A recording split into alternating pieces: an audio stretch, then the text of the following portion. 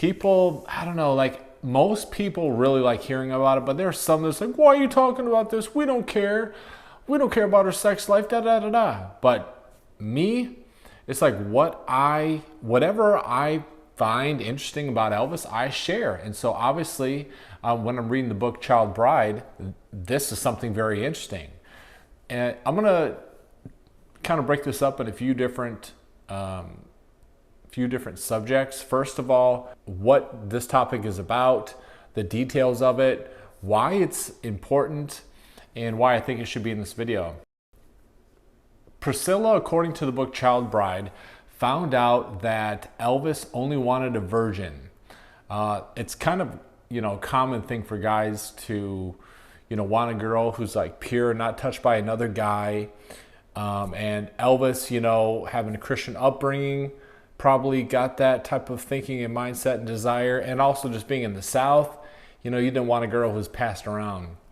That's just how it was.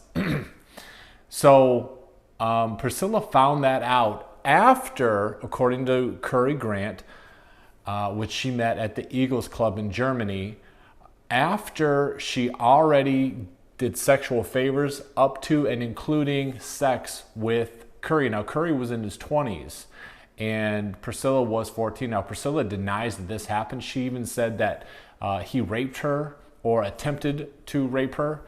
But that was just according to Curry to keep him silent because Elvis couldn't find out that her and Curry had sex in any way. And if Curry's always going to the house to bring Priscilla to meet Elvis, that cat could get out of the bag, so to speak. So Priscilla made up that lie, according to Curry, in order to banish him, to get him away from Elvis. But at the same time, Curry says that whole lie was made up anyway because Curry kept going to the house.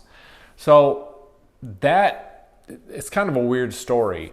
But basically, Priscilla has to keep the image of being pure because that's what Elvis wanted. And Elvis told Priscilla, keep yourself pure because I'll know if you don't. So Priscilla's kind of like, well, this is weird. Priscilla just, as she says in her book, Elvis and Me, that she was just pining away for Elvis. She was just only thought of him. She thought about him all day, she didn't eat or sleep for 2 days after Elvis left her in Germany, and she was just totally distracted. She was distraught. Wasn't the case, according to Curry. One of the teachers who taught at the school Priscilla went to testified that, Priscilla didn't act sad at all. She actually was dating a guy named Tom. I don't think it was Sawyer. I'm getting the name wrong off the top of my head, but I'll list it and I'll lay it out for you guys. That Priscilla wasn't sad at all. And the teacher doesn't say this, but Curry says this, that Priscilla dated and had sex with multiple guys between 1959 and by the time she saw Elvis again. Priscilla claims to be a virgin until wedding night with Elvis in '67. And according to this book, she wasn't. Now, Priscilla actually sued Curry, not the author, which is kind of strange, but sued Curry. And I guess, some people say, well, she ended up winning because she had so much money to spend on the lawsuit and Curry couldn't defend himself. So I think there was a judgment of like $75,000 that Curry had to pay.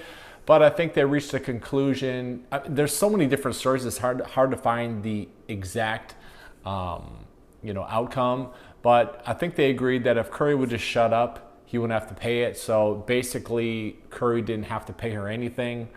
It was a defamation lawsuit.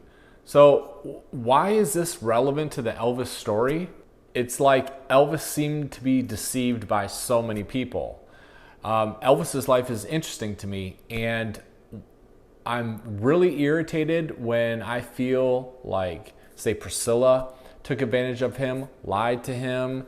I mean, let's keep in mind, Priscilla was 14 and she was in a world of adults. Elvis, her parents let her go see Elvis. So she was, in her own right, taken advantage by adults as well.